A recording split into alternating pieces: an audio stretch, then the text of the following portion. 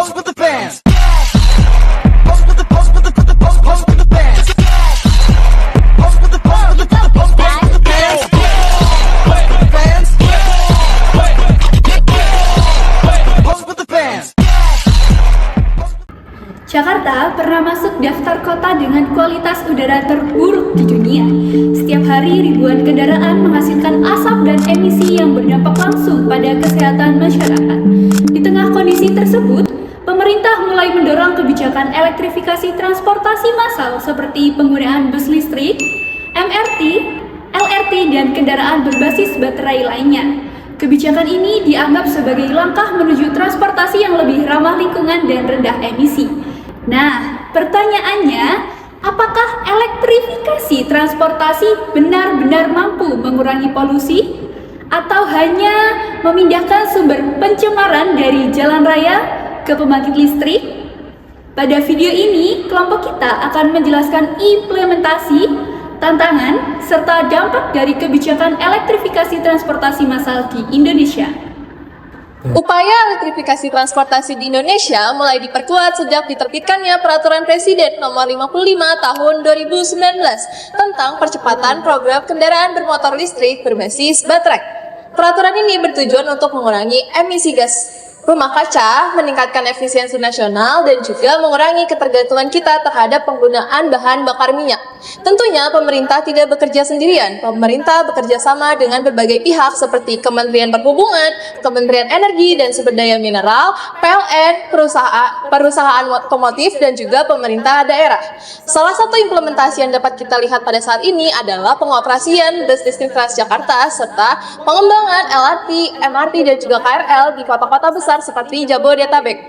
Selain itu, pemerintah juga mulai membangun berbagai stasiun pengisian kendaraan listrik umum atau SPKLU untuk mendukung penggunaan kendaraan listrik secara lebih luas. Melalui kebijakan ini, pemerintah menargetkan elektrifikasi transportasi publik perkotaan mencapai 90% pada tahun 2030 mendatang.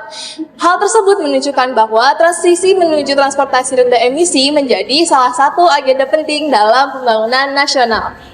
Dalam implementasinya, elektrifikasi transportasi memang memberikan dampak positif.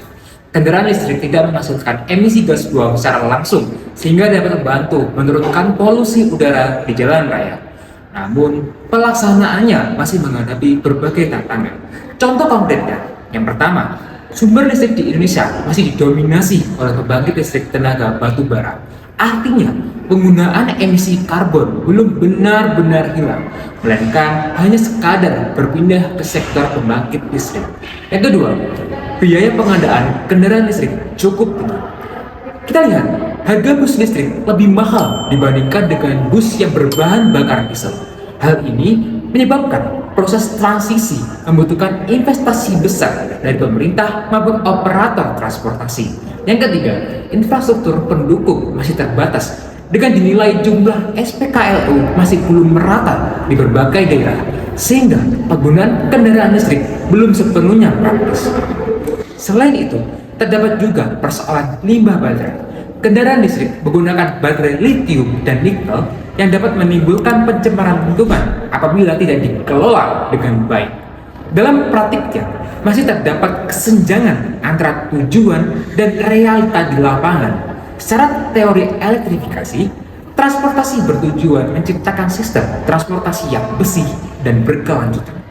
Namun, dalam kenyataannya, Indonesia masih belum bisa menghadapi masalah energi, fosil, biaya tinggi, serta rendahnya penggunaan transportasi umum pada masyarakat. Pihak yang paling diuntungkan dari kebijakan ini antara lain pemerintah, industri kendaraan listrik, dan masyarakat perkotaan yang belum mendapatkan kualitas udara secara baik.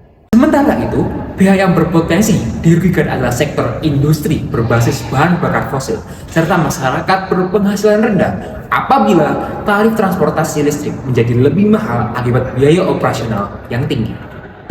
Jika dilihat dari sisi efektivitas, kebijakan elektrifikasi transportasi mulai menunjukkan hasil yang positif, terutama dalam mengurangi emisi kendaraan di beberapa kota besar.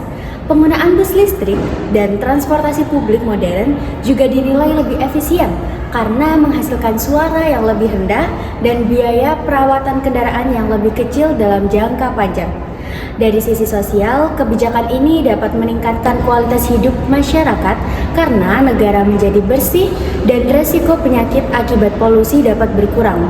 Namun, dari sisi ekonomi, pemerintah masih harus mengeluarkan biaya besar untuk subsidi pembangunan infrastruktur dan pengadaan armada listrik. Selain itu, respon masyarakat terhadap transportasi umum juga masih menjadi tantangan. Banyak masyarakat yang tetap memilih kendaraan pribadi karena dianggap lebih praktis dan nyaman. Karena itu, keberhasilan elektrifikasi transportasi tidak hanya bergantung pada teknologi, tetapi juga perubahan perilaku masyarakat dan kesiapan infrastruktur yang mendukung. Oleh karena itu, kami memiliki rekomendasi yang dapat diimplementasikan, antara lain yaitu 1. Mempercepat pengembangan energi terbarukan. Yang kedua, memperluas pembangunan SPKLU. Yang ketiga, meningkatkan penggunaan transportasi umum yang menggunakan listrik. Yang keempat, serta memperkuat sistem daur ulang limbah baterai kendaraan listrik. Selain itu, pemerintah juga perlu meningkatkan edukasi kepada masyarakat agar penggunaan transportasi umum menjadi budaya baru di perkotaan dengan kerjasama antara pemerintah, sektor swasta, dan masyarakat. Elektrifikasi diharapkan tidak hanya menjadi tren teknologi, tetapi juga solusi nyata dalam mengurangi polusi dan menciptakan lingkungan yang lebih sehat di masa depan. Sekian video analisis dari kelompok kami. Terima kasih sudah menonton. Jangan lupa like, comment, and subscribe. Terima kasih, bye.